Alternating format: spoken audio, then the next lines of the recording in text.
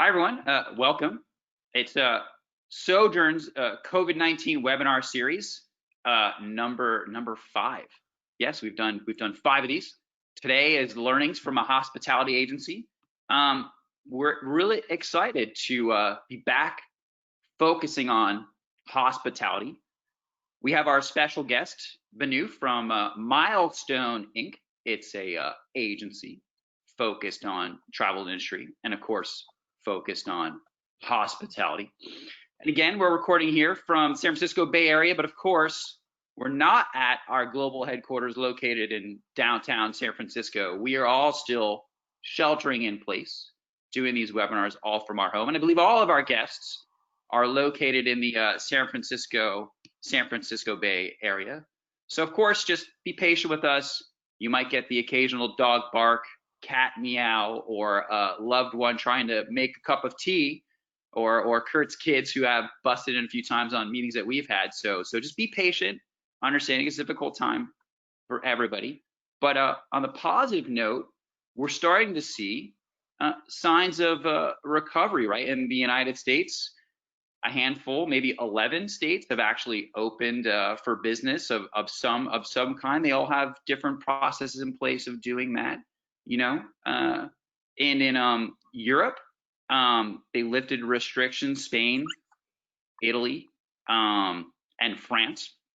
And in fact, in Asia or Oceania, New Zealand just stated that they've eliminated the COVID-19 virus from inside their borders. So I would call all of that positive news. Some of the most positive news we've heard in a while regarding the pandemic.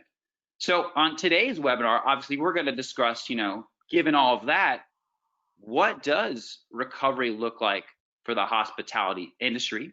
We'll talk about it from a broader market perspective, global market perspective, and we'll even dive down into a local perspective. And what does recovery mean for people at the property level? What do you need to do in terms of getting your demand generation going to prepare, right, for the inevitable recovery that could be taking place early this summer, could be taking place later this year, right? And so we have our 3 guests who I'm going to allow to introduce themselves. So why don't we start with our special guest, Banu? Why don't you tell the audience a little bit about yourself, Milestone, and how you are doing sheltering in place. You already gave me amazing introduction, but thank you so much. I'm a founder and president of Milestone. Yes, we are all shelter in place, helping out our customer. We are software and services company based in Bay Area, and hoping our shelter in place will be over soon. But all our employees around the globe, they are all working from home, and we have positive outlook towards everything what's going to happen and what we are all preparing for. Excellent. Well, hey, thank you for joining us today. I love the bookshelf in the background. Nice. And of course, we have Kurt, our Chief Solutions Officer at Sojern. Kurt, why don't you introduce yourself? Yeah, happy to. Hey, I'm Kurt Weinsheimer. I run the solutions group here at Sojern. So that is our marketing, product, engineering, data science, and insights team. So it's pretty much the team that develops our solutions, builds out the products and services that we offer to hotels, attractions, tourism boards, airlines all around the world. Yeah, as far as one thing from a survival standpoint, I've got one recommendation that I have is last week everything was getting so serious and all the news was so serious that I said I've got to do something that lightens up my day. So I agreed that every day at the end of work, I would go down with my 10-year-old to the trampoline, and we would jump on the trampoline for at least 10 minutes. And that small exercise made a huge difference on the weekly and daily outlook. So I recommend dropping a little bit of levity into your day. It's definitely a godsend. I love it. I love it. Aline, from our insights team, do you have a trampoline? Not yet, but now I'm considering I should get one. Why don't you introduce yourself? Sure. So my name is Aline Hilsebeck. I'm on the Insights team based here in San Francisco with everyone on the panel today. So my team and I leverage and analyze travel insights to help our clients understand how their customers behave and move through the purchase funnel. In terms of the shelter in place, one thing I did notice, which is a good thing, is that, since I'm not commuting anymore, back and forth from the office, I'm able to eat earlier, especially dinner time, which is great because, a hungry husband is never a happy life. And so I just want to make sure that, being able to cook dinner earlier and then, end your night earlier, I think, or end your work earlier, I think is a good thing too. Excellent. And you'll be doing a quick presentation early or after this to share some of your latest insights with us, correct? Correct. Excellent. And of course, I'm Gregory. I'm the head of marketing here at Sojern and your host for our webinar series. And just for those tuning in right now who don't know what Sojern is, Sojern provides intelligent digital marketing solutions for travel. They're powered by artificial intelligence and built on more than a decade of analyzing traveler intent data. We activate multi-channel marketing solutions, and we drive direct demand for more than 10,000 hotels, attractions, and tourism boards around the world. And of course, the data that we collect includes flight and hotel bookings from over 95 different partners around the world. And that's how Sojern has an unprecedented view of travel demand. And it's the basis of all the insights that Aline is going to present today. So Aline, why don't we jump in and talk about insights? Perfect. All right. So hello again, everybody, and thanks, Gregory. So for this week, we are giving an update on flight and hotel trends up through last week, which was April 25th or 26th. But so what we have here on this slide are global flight trends updated through last week that are indexed from January 5th. For simplicity's sake, So for simplicity's sake, we broke out the chart into these regions.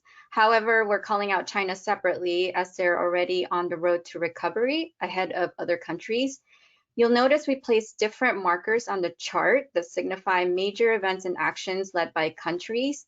And we try to have those markers lined up in relation to the impact it has on flight trends that got us to this point today. So from this chart, you can see by the end of March, 90% of the world is in some type of lockdown or travel restriction. For the last several weeks, you can see it looks like flight trends have bottomed out across the globe. But the interesting thing that occurred last week was an uptick that we saw in US and Canada, which is in purple. So I looked into that, why that was, what was happening is that the increase in US was driven domestically, while Canada received an increase in interest from travelers originated internationally. And I was looking at which international countries are showing, the biggest uptick in the last week, and interesting enough, it was Spain. But before I dug into that, and try to understand what was driving the uptick for US and Canada, initially my thoughts were that, both US and Canada have major holidays coming up in May. We have Memorial Day at the end of May for US and Victoria Day in mid-May for Canada. That would provoke these surges. But when I looked at the data closely, this isn't the case for flights. Lena, next slide, please. So here, what I was mentioning earlier in the previous slide, because of my initial speculation that, we have two upcoming major holidays coming up for US and Canada, and I was hoping to see an increase in near-term searches, right, for lead times for US and Canada. You can see here US and Canada, who are driving the search lead times for North America, demonstrates that the trips to or in North America are getting pushed out even more last week compared to the prior week. Just to give you a background of how to read this chart is that this chart we have flight lead times broken out by region, in which the lead times are broken out into increments of 3 months. The two colored lines represent 2 different weeks. We have the green line, which was last week, while the gray colored line was the week before. So the chart compares how people are changing their flight plans week over week. This is a good indicator and gives us a good understanding of travelers' sentiment and how comfortable they are to travel near or near term versus long term. So going back in the case of US and Canada, you can see that in the last week, which was the green bar on the 9+ month, was above the gray line, which was the week prior. This means that around the same time last year compared to last week, travelers are more inclined to push out their flights than the week before last. So it's ironic in a way because, you know, we've been hearing in the news recently, some of the US states who are beginning to lift lockdown orders, as well as Canadian provinces this week, are making plans to reopen up their economy in early May. And, you know, even in Canada alone, I've heard and read that the Canadian provinces are still very much putting some domestic travel restrictions happening. So there aren't like inter-provincial travel, you know, lifting of any kind in the immediate future. But still, like, I think overall, this chart shows that most travelers are still not comfortable to travel anytime in the immediate future, especially getting on a plane. So I guess there are 2 good news here, right?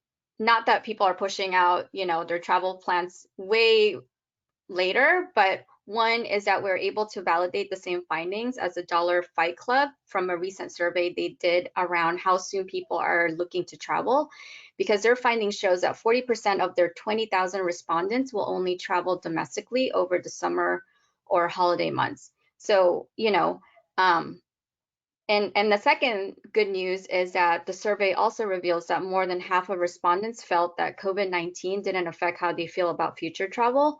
So in other words, like, you know, people are still looking to be inspired and dream about their next destination. Next slide, please.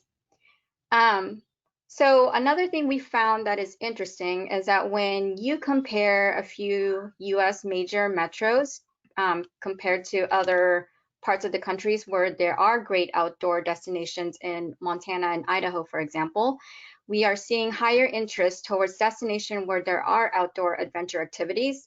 And this makes sense because, you know, to be in that kind of environment is good for preserving social distancing while also allowing travelers to enjoy the great outdoors. I read recently that Montana Fish, Wildlife and Parks has plans to reopen access to the outdoors and allowing overnight camping opportunities on most sites and state parks starting May 1st. Next slide, please. So when we think about recovery, we have a hunch that leisure travelers will recover first. This chart is an example of what lead times look like among leisure travelers traveling to or in Singapore. We have 3 different leisure traveler types broken out alongside the duration of trips, whether it's a weekend trip or long trip, and also how far out they're thinking of traveling into the future. So what you see here is the red line represents the year-over-year change in lead time of each type of leisure traveler, while the bars represent their respective search volume. While it's not surprising to see high search volume among solo leisure travelers who are comfortable taking a trip in the near term, as you can see under long trip, you know, we are seeing majority of leisure travelers are pushing out their travel dates around September and later across the board, especially among families who are more cautious and would rather wait and travel at the end of the year. Despite that this data was for Singapore, we saw from our earlier slides that, you know, that travelers in other regions also shared the same sentiment, that they're really planning it for the long haul. Next slide, please. So now I'm going to shift gears to hotel. Here's a chart that has the same layout as the flight trends. We added markers again to signify major events and actions led by countries in relation to hotel search trends. Again, by the end of March, hotel trends across the globe have reached the bottom and have been plateauing for several weeks now. China, on the other hand, have plateaued earlier ever since the quarantine and have remained consistent in the last 2 months as they're grappling and managing the resurgence of infections spreading throughout the country. But one thing to note is that, similarly to flight trends, we are seeing an uptick in hotel searches for US and Canada in the last 2 weeks. And what I have here next to it is another chart next to the flight trends is the lead times to look at where those hotel searches are for, especially in North America. We are seeing an uptick in searches for hotels in domestic markets compared to the prior week. So while the flight intent we saw earlier is getting pushed out later in the year, right, we are seeing something different for hotels. So not only are we seeing dates getting pushed out, but we are also seeing an uptick in interest week over week in the very near term, so in 0 to 2 months, for which hotel searches could suggest that people have considered driving as opposed to flying and staying somewhere during maybe a long holiday weekend that's coming up, right, for both US and Canada. So we can't emphasize enough over and over again, as we have in the last 2 webinars, that we are really betting on domestic and intra-regional markets to recover first. And then next, please. So here on my last slide is, while we are betting on domestic markets to recover first, I'm showing hotel searches in the last 14 days to leisure destinations that vary by location of interest, ranging from ski resorts to quick getaways like Napa, which is an hour north of San Francisco, and beach destinations. So the departure dates that people search for in the last 14 days indicate that most are, quite still pessimistic about traveling within April and May, but there's noticeable optimism about the ability to travel by September across the board. But kind of going back to our story about the great outdoors, it seems like if you're a beach destination here, like the Mexico beaches, the Caribbean, it seems like, people are interested to travel to those destinations sooner. Of course, Fiji is another a different example here because they're really far out in the globe. So it makes sense that not only people are looking at traveling to Fiji in the immediate future, but also far out, just because it takes longer to plan and fly there. But again, this just kind of reiterates the same story that I mentioned earlier about the great outdoors. If your destination offers any outdoor activities, I think the likelihood of travelers flocking to those destinations may come sooner. And that's it. Excellent, Eileen. Thank you so much. I know I'm looking forward to going back to wine country and Napa myself. Fiji is a bit of a trek. You do need to plan in advance. All right, Yes. Banu, we got a couple slides you're gonna share with us, and then we're gonna jump into our Q&A. Awesome. Thank you, Yeah. Annalise. It was really, really good insight. Thank you. So I think I had already spoken about Milestone. Milestone is a software and services company where we have scalable solution and platform. So I think we can just go right into our next slide. I think this is a 45th or 46th day of lockdown. And when this lockdown happened, first week was like, what the hell happening, right? And we all kind of started adapting to new normal. And during this new normal, we came up with crisis recovery and growth, overall flow and a roadmap. And we did that for all verticals we service, from hospitality to different vertical. And the whole premises of crisis recovery and growth is, it is different for different market. I'm sure for China, it's slightly different. Probably they are going through recovery and growth phase. And maybe New York market is going through still, how are they going to adapt during crisis phase.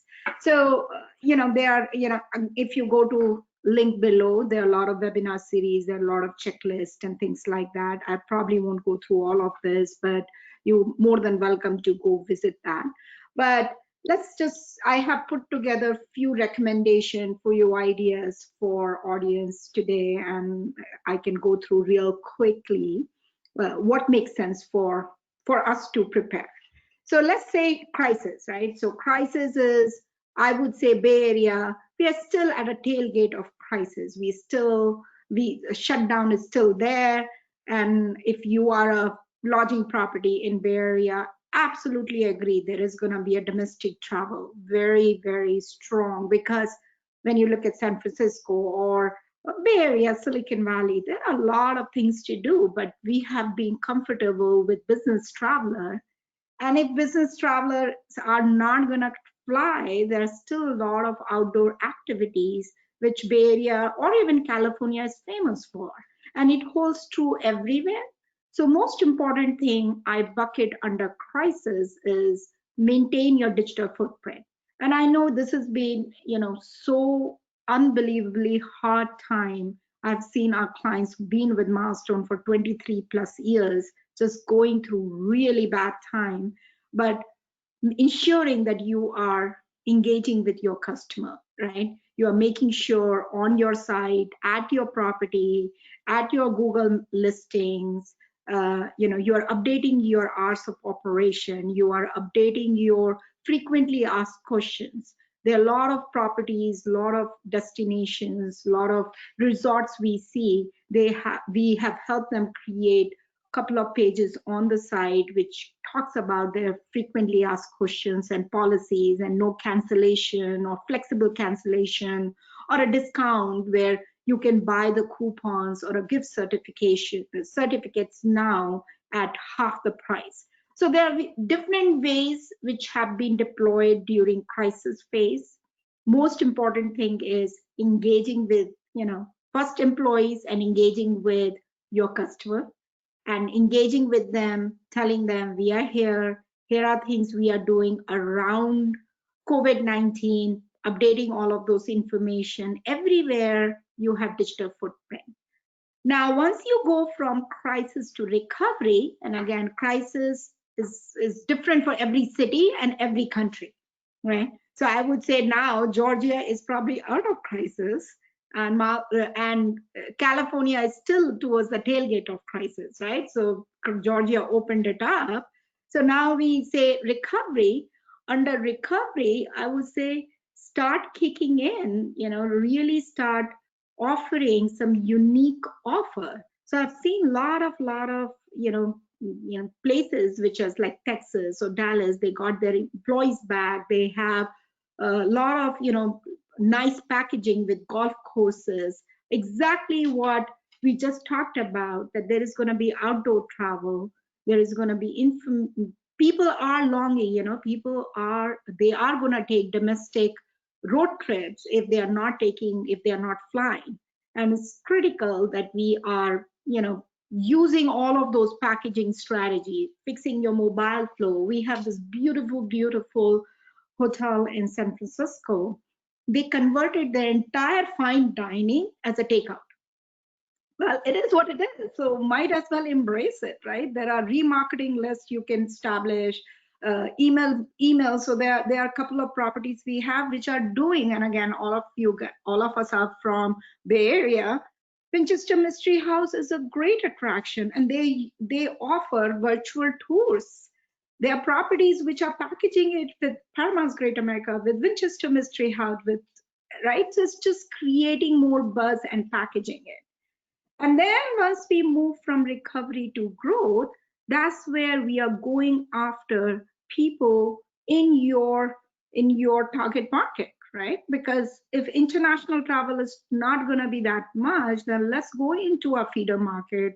Let's go into similar audience, or really use some of the insight which partners like Sojern provide. Use that to build your audience legs and making sure you have omni-channel strategies across every single media. So, again, there is a lot more to it. You feel free to visit, but this is just my simple checklist. Crisis, recovery, and growth is very different for different city, different country, and different vertical. Excellent. So just a note for the audience, you can ask questions in the question box on the software. I've seen a few start to come through, and we'll take those. But to kick off the discussion, I love that framework that you provided. I think right now we could perhaps say that we're in that phase as transition from crisis to recovery, I think, depending on the market that you're in. Why don't we just jump into like, what does recovery look like? What do people need to do to prepare for that recovery? Dude, whoever wants to would kind of kick that off. Why don't you start, Kurt, and then we can jump back with Banu. Yeah, and by the way, I think Banu's modeling of this is perfect, right? So I don't think we're quite in recovery in a lot of places, but that's the time to plan for recovery. And so I think before one thing that is important to note too is looking for those milestones for what does recovery look like, and because I think that we've got to look at it in that way. We've got to understand what are the drivers that are going to help us understand that recovery is coming. And so I think we got to look at, first, I think you've got to look at government activity, both in your region, in your market, and in your top origin markets. So what do lockdowns look like? Is there easing? What types of retail are open? Because consumers are going to want to know, first of all, can I go anywhere? And then second of all, if I want to go to a destination, is there going to be anything to do? So, it's first, am I going to be healthy? And then is there going to be anything to do? So I think you've got to look at all the government data that we have.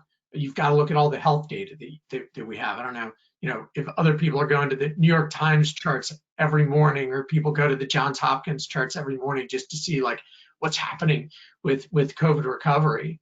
I think that's going to be a critical first piece, is understand what does it look like from a government and health standpoint, so that people can even think about getting into a recovery mode, and then start looking at what does recovery look like from an industry standpoint. So what are we seeing? What am I seeing in my hotel from a look to book standpoint? So how many people are searching, and then how many people are actually converting? Right now we're seeing a lot of people are dreaming. So you're getting a sense that somebody wants to come to my place at some point in time. Like, that's great. And by the way, remarket like mad right now to engage those customers. But what you really want to start seeing is that gap between the lookers and the bookers starting to narrow. That's going to demonstrate that there's actual interest coming into the market. And that's something we're looking at very closely across the thousands of hotels that we work with, and trying to give them that view. And then, looking also at expected occupancy.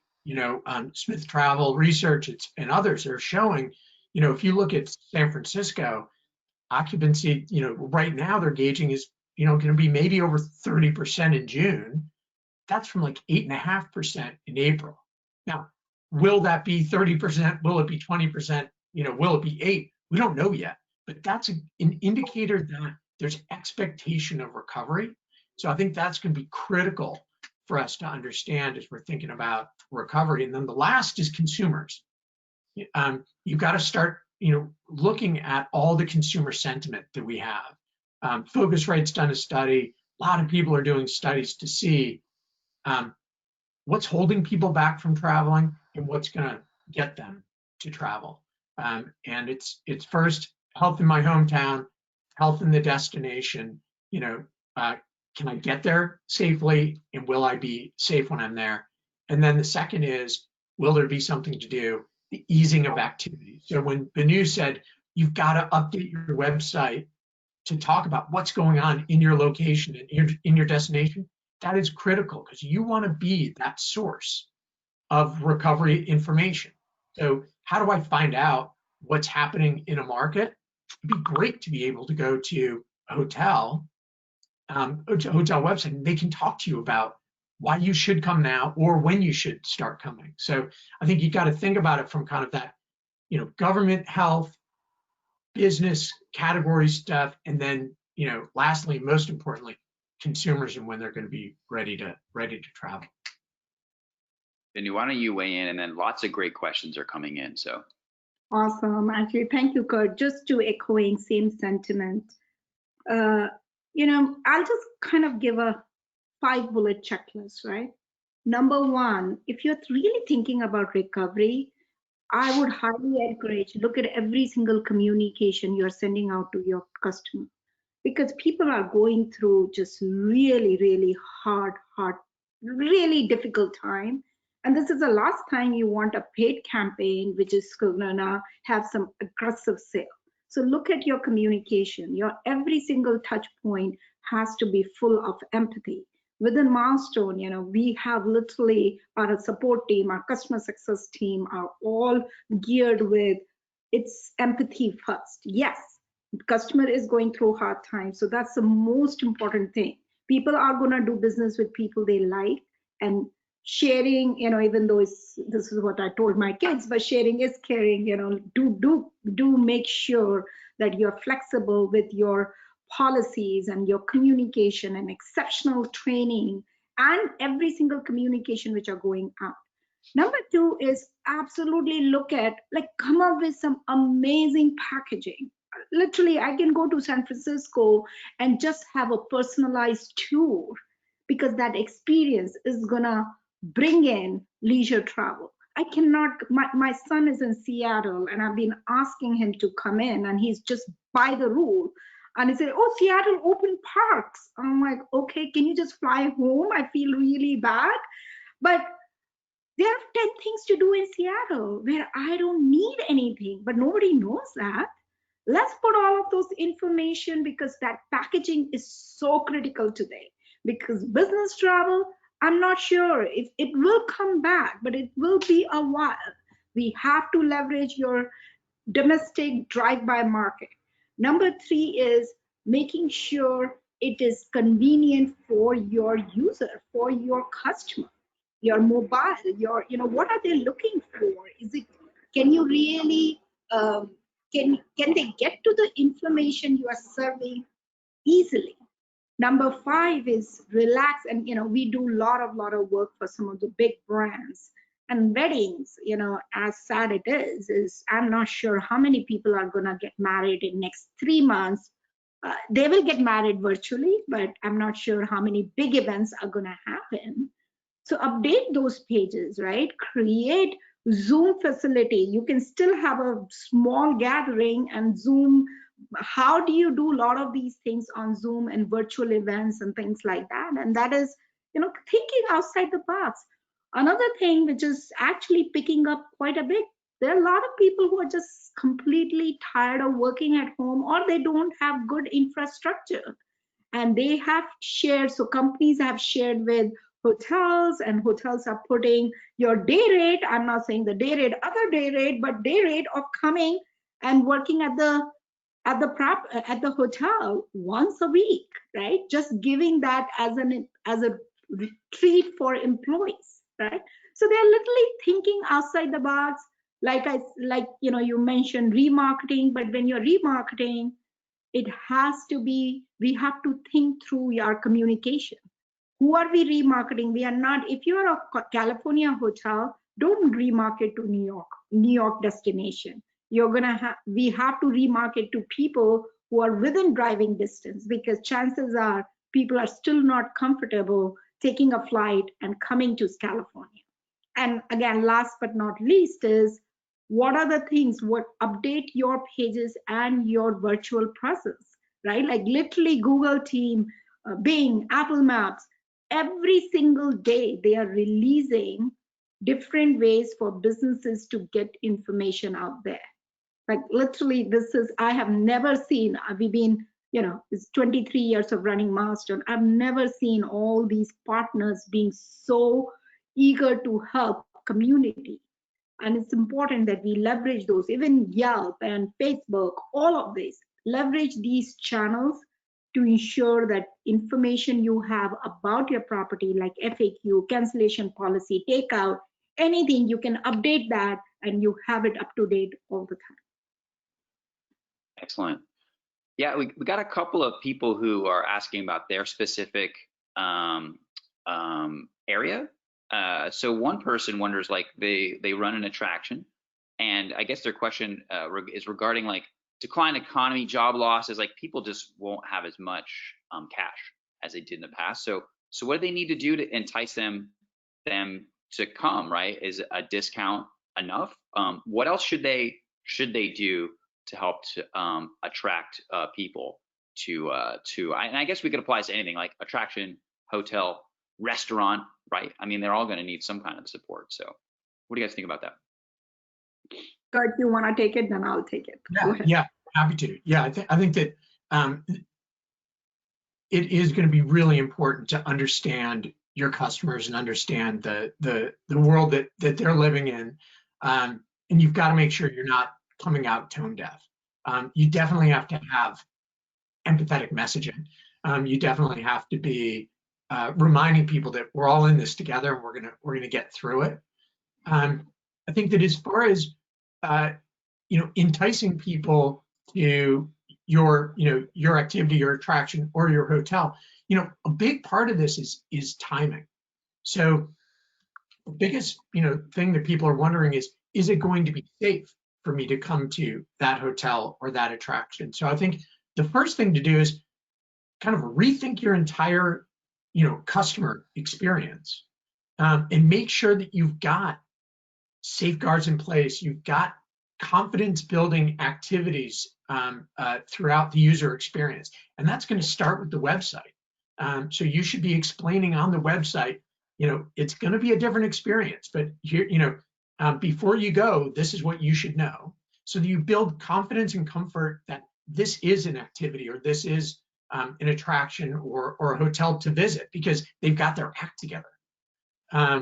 And then second, I think, is you've got to make sure that you're in your marketing, you're talking about why your experience or engagement, kind of fits with the times right now. So how are you making sure that you've got social distancing within that experience? How are you making it so that people can enjoy those activities in a socially distanced manner? And what are you doing about it? I think that's really important, because what we've seen is that price is actually pretty low right now on the decision-making factor as far as if they're going to go with you. Then definitely, once you have kind of your act in place, as far as you've got safety set, you've got things under control, and you're explaining that to customers, I think offering, COVID credits, discount specials for families, for example, right? So maybe doing family discounts, or things that really think about ways that you could support people. Maybe if you're a local attraction and you offer subscriptions or annual packages, maybe discounting those packages so that it's not just a one-time thing, but you're increasing that sense of membership and community around you. Yep. Yeah, so kind of echoing the same thing, I would say absolutely must have, the first thing is what exactly you are doing to keep up with COVID-19, right? And it always starts with, yes, for customer, absolutely, but how are you educating your employees, right? What have you done? What have you done as a business to educate them, to work with them? So that's number one. What exactly you're doing? I'll tell you my personal experience. We step out once a week to get some groceries, and we go to one Trader Joe's, and Trader Joe's has long line with, they are giving you wipes and whatever, every single cart is washed and blah, blah, blah, blah, blah. And you feel safe going there, right? Now, when I went to another store, I won't take names, they didn't have all of those things in place, even though it was bigger, even though there were few people, but I felt safe when I went to Trader Joe's, right? Even doing a small videos of how are you cleaning elevators, how your employees have masks on, what are you doing if you were, if you were a hotel of choice for first responder, what have you done to make sure your hotels are completely clean? Those are the doubts your customer has. And I'm a very big fan of Brené Brown, authenticity. As a leader, you've got to be authentic. There is no use if we don't say, here is the problem you have, here's the concern you have, and this is what we have done. Once you have done that, Then going into, okay, what are the different things we can do? So if you are an attraction, offering discounts, offering packaging, targeting to those audience really matter. If you're coming as a family, here are the things you can do, 5-step flow. If you're coming as an individual, here are certain things, right? So targeting to your audience and targeting to feeder market is really critical, because most of the folks are probably not going to fly in the next 3 months, but people are getting tired sitting at home, right? My daughter is going to get her finals done, and I'm thinking, where can we go, right? And it's, if we know of an attraction who has taken all of this, then we will absolutely go there. Yeah, those are great. Think how backwards those examples are. So Benu just said the place with longer lines, it was a slower process, was a much better experience than a place with no lines and a bigger, a bigger store. Exactly. That's incredible, right? And so everybody's got to kind of change your whole mode of thinking. I think, the Four Seasons New York has gotten a lot of coverage because they always prided themselves on being a high touch experience, and now they have basically a touch-free experience all the way through. Yep. And to the point where you're putting your own laundry into a bag and putting it outside of this is a Four Seasons, and everybody's like, great job, like, congratulations. So people will really appreciate very different things today than they did yesterday, and getting that out and messaging that effectively is critical. So I think that the summary is, like, you got to do all the work and then tell people that you've done the work, so that can build the confidence, so that when they get there, they're gonna really have a different experience, but have a confidence building, enjoyable experience, because everybody wants to get the hell out of their houses. So I'm just going to add half a sentence here. If you guys can look at Papa John's No Touch Pizza campaign, it's amazing. I have not ordered it, but I love the way they pulled that together in literally 45 days, from illustration to communication. So please do check that out. Yeah, those are some great ideas. In fact, on the last webinar, we talked about offering and promoting free masks for people that come to your hotel, attraction, whatever it is. And in fact, I saw today that Simon Property Group, the largest mall operator, I think in the world, says they will be offering that at all of their malls when they or wherever they're reopening, because they'll be reopening some malls in Florida this weekend, I believe. So there's a couple other questions. They have some specific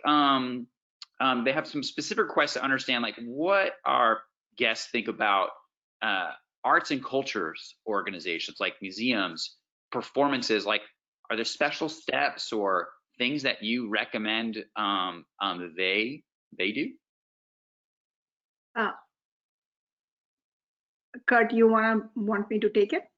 Sure, go for it. So what I'm seeing, and it's really, really outside, way of thinking.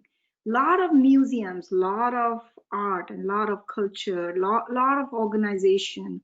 They are doing streaming videos. They are doing, once a week virtual experience and have it posted on their site. In fact, like I talked about Winchester Mystery House, Tech Museum. There is a museum, I'm forgetting, in Washington, D.C., which is really famous. And then Times Square.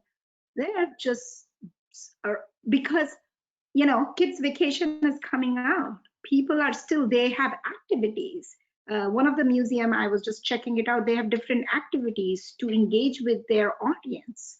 And, guess what? When they are engaging with their audience just through streaming and virtual, I wouldn't say webinar, but a little bit more of virtual streaming hour, those are the guys, once it opens up, people are going to flock to, because they already engage their audience with different activities. It's mind share, right?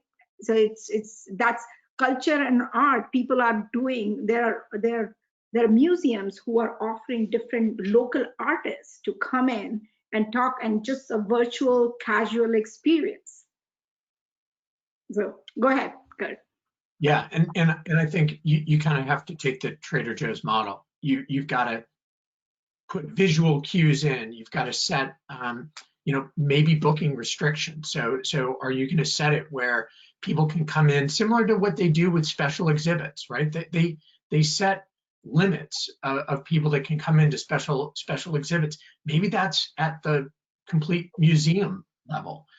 You're going to see, I think in hotels, you're going to see lower occupancy rate anyway. So you might as well set that as a standard and say, by the way, for right now, we're going to limit occupancy to make sure that we've got the appropriate social distancing as we get through this. So I think that those are the types of things. You've got to get that virtual interest going, but you've also got to rethink your booking process, your experience, to make sure that you can stagger as needed. Actually, Kurt, you talked about a booking process. That just recalled one thing we saw, that there are a lot of people on desktop, and there are a lot of people on mobile. And if you can, during your booking process, make sure you have everything you're doing around COVID-19, whether you put FAQ or banners, make sure they are forefront and center, because at every stage of customer journey, it's a confidence, right? What, from your cancellation to your confirmation to what are the questions you could have, put that right on your booking flow, ensuring that your sites are loading fast to get that information right in front of you. Because yes, people are going to fall in love with the property or a destination, but first we have to take care of their unconscious, fear, I would say, right? We have to make sure that we can communicate with them and overcome that fear before we talk about, yeah, there is a great property or there's a great attraction. Yeah, and we're also talking about the booking process, and we're being a little bit assumptive on the direct booking process. I think this is a really important time for hotels and attractions to focus on the direct booking process, because, first of all, you are going to know the most about what the hotel experience is going to be for your particular hotel. So you want to set them up for expectations, and you're not going to get that out to every OTA under the sun because things are so dynamic. So consumers are probably going to be in the best shape going directly to a hotel's website to find out what will that experience be like. You can then communicate that a lot better through the booking process. You can offer more dynamic offers in your website experience than in a third-party experience. And then once you convert that customer, that know before you go timeline is going to be super important. The more that you can set expectations for what that experience is going to be like, the better. And so you really need to have that one-to-one exchange with the customer well before they walk in the door. That's always been important, but I think it's even more important today. Yeah, great. That's great, because there are people asking questions about digital marketing, what they can do, omni-channel marketing. And I think you started to touch on that, but why don't we go a little deeper into the digital marketing side? What can people do? What messaging should they focus on? Direct bookings versus OTAs, right? A lot of questions about digital marketing in general. And I think, Kurt, you touched on how people might want to approach it differently, and there's advantages and disadvantages to all the different options out there. So why don't we just talk about digital marketing and what recommendations we have for our attendees? Vinny, why don't you take the lead, and I'll jump in. Sure. So my recommendation is, look at your target customers, look at the possibility of who is going to be coming, right? Let's do inside out, right? Not, okay, what has worked in past, let's change all of that and adapt to new normal. And because again, we all know limited funds. So limited funds, we have to look at which customer is most likely to come, and then build refine your marketing around that customer. So proper messaging, making sure that what you are doing at the property level is out there. When you look at your paid marketing, there is a flow we have where you say, okay, hey, I'm gonna focus first around my feeder market, then you put in a little bit more day parting, put in a little bit more remarketing.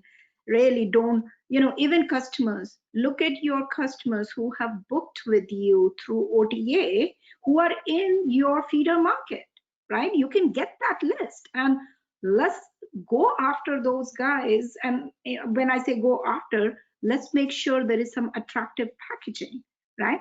If you are an attraction and there is a hotel, let's pull all of that together and say, here are the things we are doing for social distancing, here are the things, and here is an experience, by the way, you can. And don't be, another thing I would say, don't be afraid of failing, right? There is a beautiful book which I always recommend. If you have kids, absolutely read it. It's called Talent Code.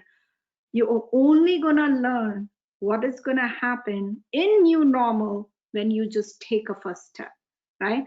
First step is, who is your customer? Who is more likely to come? And what are different things you can do to make their experience the very best experience it can be? Yeah, I definitely agree. It's got to start with understand those targets. And by the way, those targets are going to be different now than they were a couple months ago. For a lot of people, New York, huge feeder market for them. Well, guess what? That may not be for quite a while. It will come back, but not for quite a while. So drive markets, local markets, et cetera, become much more important. And then once you've got that messaging, looking at the value of different channels. So right now, for example, everybody is on Facebook and Instagram. This is like online social crazy time. So those are great channels to be on. So getting into the social flow through Facebook and Instagram is critically important. And I think that it also works really well because it's very heavily skewed towards mobile versus desktop. So you're automatically in that mobile flow. I think that to Benu's point before, remarketing, whether it's through Facebook and Instagram or through display, works well. And then what I would also be thinking about is search and meta search. Dip your toe into those.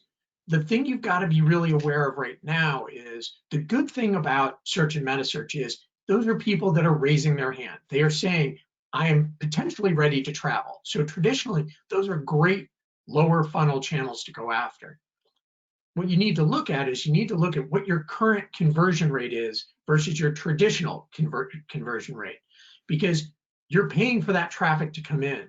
If you're converting at 1/10 of what you normally would, which is what a lot of hotels are doing, that means that those clicks are 10 times as expensive as they were a couple months ago. So just be very aware of the cost benefit relationship in search and meta search right now. Now, it's lower cost because less people are advertising, and so do your brand defense and things of that sort.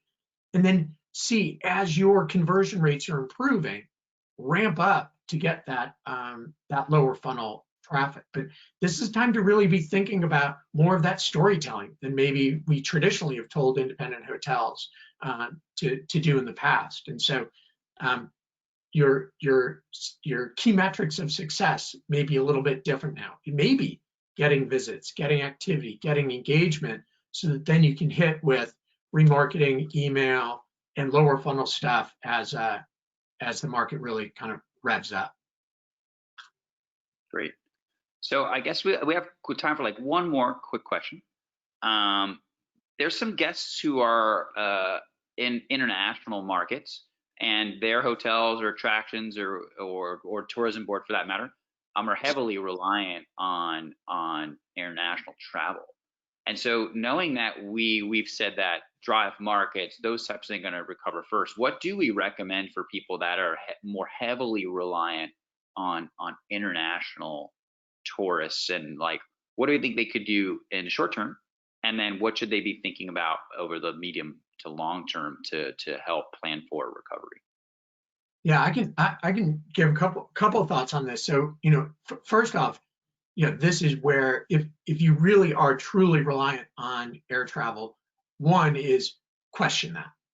Like, are you reliant on air travel because you've been reliant on air travel and you've ignored other potential more regional travel? So thinking about drive and train as options. If you truly are reliant on air travel, I would really look to your DMOs, your tourism boards, for guidance and support there. I think a lot are looking to say, because they're now partnering with the airlines to figure out how do we get activity going. Airlift is going to start working with tourism boards to build out co-op programs to support the hotels and attractions in that market, to then follow on with that air travel. I think what Benu was saying earlier, get creative with collaboration. I think we're going to need to see the airlines, the tourism boards really come in with creative ideas to support everybody and make everybody's dollar go further to support those customers. So be realistic about that timeline of when air is going to come back. Try to get creative in the short term, and then really partner with other hotels, attractions, and tourism boards to get co-op programs, to get marketing, to really build up that support for air travel into the market. Yep.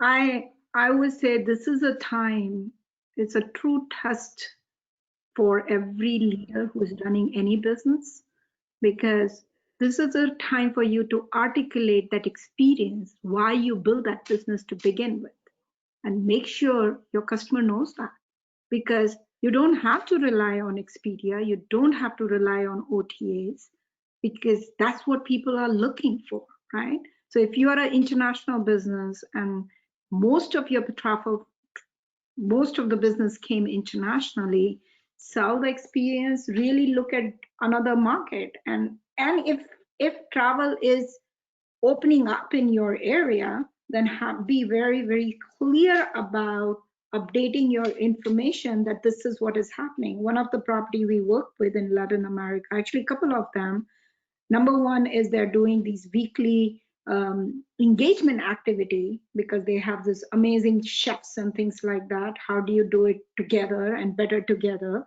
This is awesome, right? I get to learn how to make tequila or how to make my favorite drink without going there. So that's great. Second thing is that also some incentive, right? Buy your travel today and some cashback offers, or buy at half rate with no cancellation. So relaxing your policies, engaging your customers, really looking into your OTA list, where your people came from, and remarketing to them, making sure your website experience is lightning fast, information is crystal clear, and engagement you have with your audience is based on who you are targeting to. Yeah, excellent advice. Well, I want to thank both our guests for joining us today. It was excellent webinar, and thank you all for attending. We will be here next week at the same time. I actually don't know who next week's guest is, so you'll find out shortly. Look for the email invite from us coming to you soon. Thank you very much for joining. Thanks, Benu. Thanks, everybody. Bye-bye.